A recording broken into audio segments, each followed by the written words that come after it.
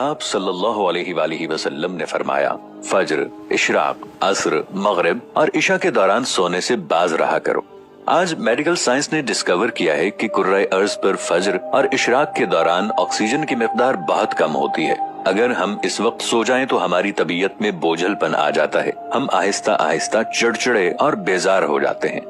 असर से मगरिब और मगरिब से इशा के दरमियान ऑक्सीजन कम से कम तर होती चली जाती है। हम अगर इस वक्त सो जाएं तो हमारा जिस्म ऑक्सीजन की कमी का शिकार हो जाता है और हम 10 मुख्तलिफ बीमारियों में मुब्तला हो सकते हैं।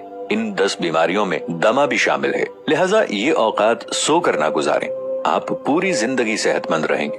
आप सल्लल्लाहु अलैहि वसल्लम ने फरमाया कि बदबूदार और गंदे लोगों के दरमियान ना बैठा करो। ये हुक्म भी हिकमत से लबालब है। बदबू इंसान को डिप्रेस करती है, जबकि खुशबू हमारी तवानाई में इजाफे का बाइस बनती है।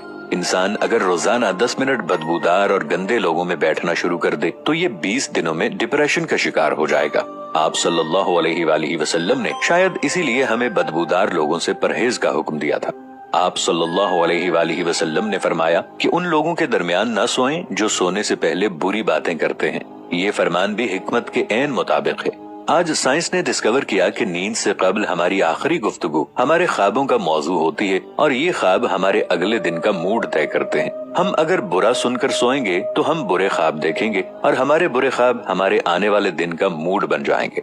हम ख्वाबों के तय करदा मूड के मुताबिक दिन गुजारते हैं। चुनाचे नींद से कबल हमारी आखिरी महफिल अच्छी होनी चाहिए तो ही हमारा अगला दिन अच्छा गुजरेगा। आप सल्लल्लाहु अलैहि वसल्लम ने फरमाया कि बाएं हाथ से ना खाओ। ये फरमान भी ऐन साइंस है। हमारे दिमाग के दाएं और बाएं हिस्से मुस्बत और मनफी होते हैं। यानी जब हम दाएं हाथ से खाते हैं तो हमारी सोच मुस्बत होती है और जब हम अपने बदन को बाएं हाथ से खिलाते हैं तो हमारी मनफी सोच ताकतवर होती चली जाती है। आप मुशाहिदा कर लें, आपको बाएं हाथ से खाने वाले अक्सर लोग मनफी मिलेंगे। ये हमेशा आपको शक्को शिकायत, गीबत और दूसरों को नुकसान पहुंचाते नजर आएंगे। आप सल्लल्लाहु अलैहि वसल्लम ने फरमाया कि मुंह से खाना निकाल कर ना खाओ। तहकीक से इस फरमान की भी हिकमत सामने आती है। हमारे मुंह में 10 करोड़ से 1 अरब तक बैक्टीरियाज मौजूद होते हैं।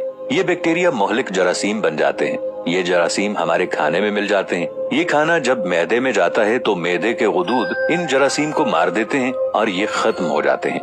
लेकिन जब हम जरासीम मिले खाने को मुंह से निकाल लेते हैं तो इन जरासीम को ऑक्सीजन मिल जाती है। ये ऑक्सीजन सेकंड्स के 1000वें हिस्से में इन जरासीम की तादाद खरबों तक पहुंचा देती है। ये जरासीम मैदे के गुदूदों से भी ज्यादा ताकतवर होते हैं। इस तरह ये लुकमा हमारे मैदे में पहुंचकर जहर बन जाता है और ये जहर हमारे पूरे निजाम इंहिजाम को तबाह कर देता है। आपको जिंदगी में कभी कोई ऐसा शख्स सेहतमंद नहीं मिलेगा जिसको मुंह से लुकमा निकाल कर खाने की आदत हो। आप सल्लल्लाहु अलैहि वसल्लम ने फरमाया कि हाथ की उंगलियों को चटखाया ना करो। साइंस का कहना है कि हम में से जो लोग उंगलियों को चटखाते हैं यानी उनके कड़ाके निकालते हैं, उनके जोड़ खुलना शुरू हो जाते हैं और फिर ये लोग जोड़ों के दर्द की शिकायत भी करते हैं। आप सल्लल्लाहु अलैहि वसल्लम ने फरमाया कि जूता पहनने से कबल इसे झाड़ लिया करो। हमारी जिंदगी के आम वाकयात में कीड़े मकोड़े, बिच्छू, छिपकलियां और छोटे सांप हमारे जूतों में पनाह ले लेते हैं। हमारे बच्चे भी जूतों में कील, कांटे या ब्लेड वगैरह फेंक देते हैं। तो जब हम जूता पहनते हैं तो हमारे पांव जख्मी हो जाते हैं या फिर कीड़े मकोड़े हमें काट लेते हैं। लिहाजा जूता पहनने से कबल इसे झाड़ लेना चाहिए। आप सल्लल्लाहु अलैहि वसल्लम ने फरमाया कि नमाज के दौरान आसमान की तरफ ना देखो।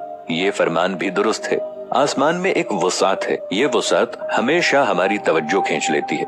हम जब भी आसमान की तरफ देखते हैं तो हमारी तवज्जो बढ़ जाती है। हमें तवज्जो वापस लाने में ठीक ठाक वक्त लगता है, जबकि नमाज के लिए यकसुई दरकार होती है। हम जब नमाज के दौरान आसमान की तरफ देखते हैं तो हम सजदे और रुकू भूल जाते हैं। ये फॉर्मूला तख्लीकी कामों के लिए भी अहम है। अगर कोई लिखारी लिखते हुए, मुसव्विर तस्वीर बनाते हुए और मूसीकार धुन बनाते हुए आसमान की तरफ देखें तो उनका तसलसल टूट जाता है। ये अपना काम मुकम्मल नहीं कर पाते। शायद यही वजह है कि दुनिया का ज्यादातर तख्लीकी काम बंद कमरों में मुकम्मल हुआ। अंबिया, औलिया और बुजुर्गाने दीन ने भी बंद जगहों पर अल्लाह से लो लगाई।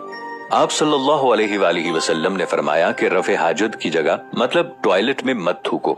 ये हुक्म अपने अंदर 2 हिकमतें रखता है। बैतुल खला में थूकने से बाद में आने वालों को भी तकलीफ होती है और दूसरा, टॉयलेट्स में लाखों किस्म के जरासीम होते हैं। हम जब थूकने के लिए मुंह खोलते हैं तो ये जरासीम हमारे मुंह में पहुंच जाते हैं और फिर ये हमारे लुआब में यानी थूक में परवरिश पाते हैं। ये मैदे और फेफड़ों में पहुंचते हैं और फिर ये हमें बीमार कर देते हैं। आपको ये जानकर हैरानी होगी कि हमारी नाक जरासीमों को फेफड़ों तक नहीं जाने देती। हमारी नाक से सिर्फ केमिकल जिस्म में दाखिल होते हैं। जरासीम ज्यादातर मुंह से बदन में उतरते हैं और इनका बदन में दाखिल होने का सबसे बड़ा जरिया बैतुल खला यानी टॉयलेट्स होते हैं। चुनाचे आप टॉयलेट में लंबी लंबी सांसें लेने, थूकने, गाना गाने, आवाजें देने और मोबाइल फोन पर बात करने से परहेज करें, आपकी सेहत अच्छी रहेगी। नबी करीम सल्लल्लाहु अलैहि वसल्लम ने फरमाया कि लकड़ी के कोयले से दांत साफ ना करो। हम में से बेशुमार लोग कोयले से दांत साफ करते हैं। कोयले से हमारे दांत वक्ती तौर पर चमक तो जाते हैं, लेकिन ये बादअज़ा मसूड़े भी जख्मी कर देता है। ये दांतों की जड़ें भी हिला देता है और ये मुंह में बदबू भी पैदा करता है। लकड़ी का कोयला तो सीधा सीधा कार्बन है, ये हाइजेनिक भी नहीं होता।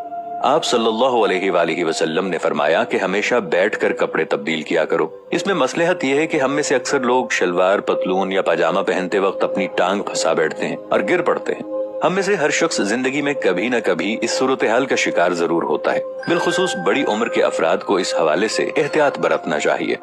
आप सल्लल्लाहु अलैहि वसल्लम ने फरमाया कि अपने दांतों से सख्त चीज मत तोड़ा करो। हम लोग अक्सर बादाम, अखरोट या नीम पका गोश्त तोड़ने की कोशिश में अपने दांत तोड़वा बैठते हैं। दांत जिंदगी का अहम तरीन हिस्सा है।